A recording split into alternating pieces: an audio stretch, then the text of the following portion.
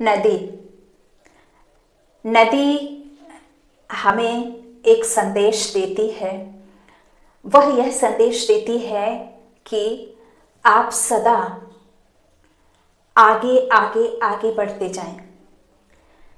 नदी के पानी को जब आप बहुत ध्यान से बहता हुआ देखते हैं तो आपने ध्यान दिया होगा, कभी भी किसी पत्थर की रुकावट से, किसी भी मुश्किल घड़ी में वो खुद को रोकता नहीं है, बल्कि निरंतर बहते रहता है। उसका काम है बहते रहना।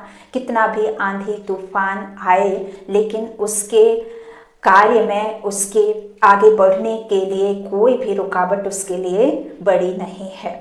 ठीक इसी तरह आपके जीवन में कोई भी संघर्ष, कोई भी मुश्किल आती है तो उस नदी से हमें यही प्रेरणा, यही संदेश लेना चाहिए कि वह सदा आगे बढ़ती रहती है।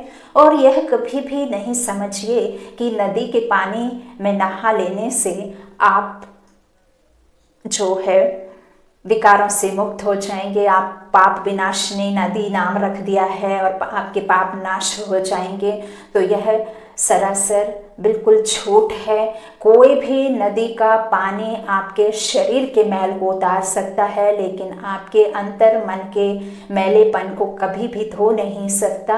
उस अंतर मन के मैल को धोने के लिए आपको आत्मा का ज्ञान जानना बहुत ज़रूरी है, जिसके द्वारा ही आपकी आत्मा पर जमी हुई जंक, जो काली जंक है, वो निकलेगी। आपका जो अशुद्ध आत्माओं के गुण हैं वो अवगुण को शुद्धता में परिवर्तन करेगा। वह है परमात्मा का ज्ञान। तो आप भल खूब नदी के पास जाएं, खड़े हों, उससे अपने जीवन को सदा आगे निरंतर बढ़ते रहने की प्रेरणा लें। अपने आप में, आप जीवन में अप्लाई करें कि कैसे वो हर तूफान को क्रॉस करके बढ़ती ही रहती है, बढ़ती ही रहती है, लेकिन मन में कभी भी पाप धोती है, यह बात आप नहीं कबूल करें और आप सिर्फ अपने आत्मा को धोने के लिए ज्ञान लें। देखिए, नदियाँ भी पहाड़ों से निकली हुई हैं, कोई वो पतित पावनी नहीं होती हैं। वह किसी भी पतित आत्मा को पावन नहीं बना सकती है। पतित पावन सिर्फ और सिर्फ एक है, वो है ज्ञान सागर, सुप्रीम सोल, परमपिता परमात्मा। पतित पावन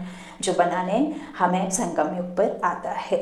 नदियाँ, ये प्रकृति, ये सौंदर्य सब उस एक की रचनाएं हैं, और रचना से आपको कभी भी कुछ प्राप्ति नहीं हो सकती। तो यही संदेश आज इस नर्मदा जयंती पर मैं सभी को देना चाहती थी। ओम शांति।